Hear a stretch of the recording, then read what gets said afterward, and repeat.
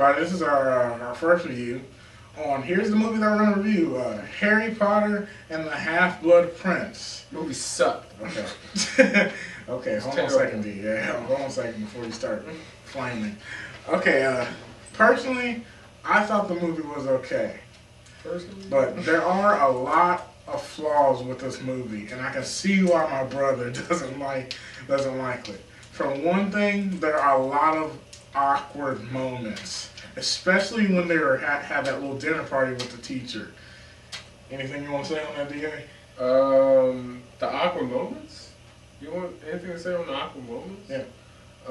Yeah, it was just awkward moment after awkward moment. I just, like, people were just like, what, he really likes her? He really likes, it was just weird. And the relationships. I got tired of the relationships. The relationship killed the movie.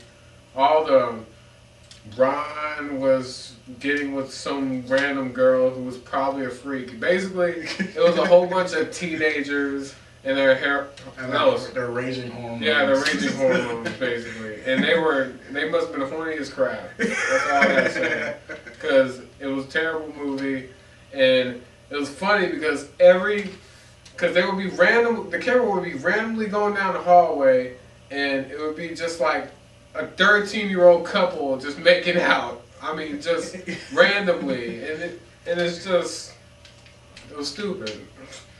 There are only a few good moments in the movie. Like, I think my favorite moment was when Dumbledore saved Harry Potter when he was underwater. He did the big ring of fire. Like, yeah, that was the only action. All of a sudden when I saw that, the Ring of Fire song just started ringing in my head. And I'm talking about the movie. I'm not talking about the book. I've never read the book, but I know the movie was terrible. Just, it was terrible. That's all I gotta say. What other aspects of the movie weren't that good? I'd probably say I say Daniel Radcliffe is a very big hindrance to the Harry Potter movie series. He's actually probably the weakest actor out of the bunch, except for Malfoy. Malfoy. Whoever plays Draco Malfoy, he was a little. Oh my! He was a little. He was a little wuss. He was a little wuss, but I wonder how much they paid him to be in this movie because he did nothing. Really, half of the movie. No, more like 3/4 of the movie. Draco Malfoy was just standing in front of that freaking box, making things disappear and making them reappear over and over again. In the suit, was that the only thing he wore? And the only thing he wore was that suit. Every time he would probably take off the blazer or put it back on. But really, he spent most of the time in front of that box, except when he had that little fight with Harry Potter in the boys' bathroom. Oh man! And he almost got killed. I know. How does Malfoy, the chosen one, he got beat down by Harry Potter? Malfoy, the chosen one of the Dark Lord. That was the peaking point of mine. That's the reason why I like that. The Dark Lord. Another part about this movie, Voldemort wasn't in this movie. Yeah, I mean, I wanted to see him. I wanted him to do something. The last movie, he was scary. He's what made the movie. Everyone's like, oh, now this is like. Okay. And then when it got to the end, we're like, that's it? This movie's terrible. Yeah, the movie ended in a bad way. It ended very abruptly. Yeah, and then I'm just mad because like Rotten Tomatoes and they just gave them like a 8. What did they give them, like an 89 rating? Yeah, it has like an 86 on Rotten Tomatoes. And Rotten Tomatoes is just everything's wrong. They're just wrong. I think that they rated Transformers worse in this movie. They rated Transformers a 20%. Yeah, and you're saying how can we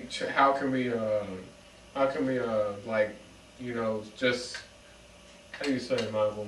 Mm-hmm. How can we judge like these two? How can we judge the two movies? Yeah, how can we judge the two movies? That's what I'm thinking of. How can we judge the two movies?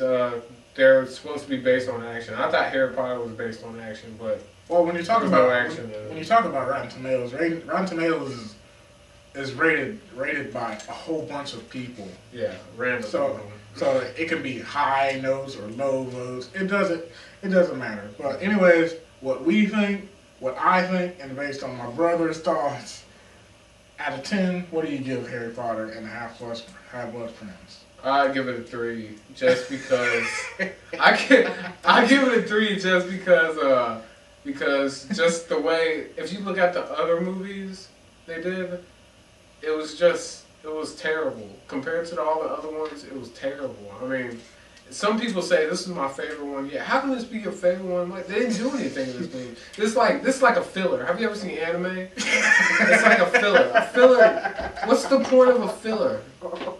You know, it's just stuff like that. I thought it was a 3 out of 10. 3 out of 10. I gotta go with my brother on this one, but I'm gonna give it a few notches up because I do like Harry Potter, and it kind of gave the sense of Harry Potter in there at the same time. It had a few funny moments that I giggled at. Oh my gosh, it wasn't funny. Everybody says it was funny. It was not funny. A few funny moments. But I'm going to give it a notch higher, 4 out of 10. Hangover was funny. This was not funny. So, all in all, Infinity Critics gives it a 3.5 out of 10. How was that sound? 3.5. Oh yeah, that's it should be 3, but that's good. That's good. Okay.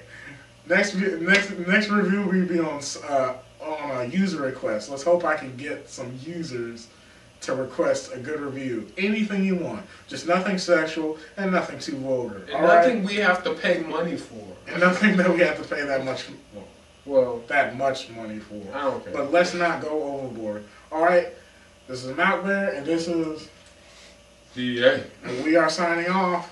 Take care from Infinity Critics.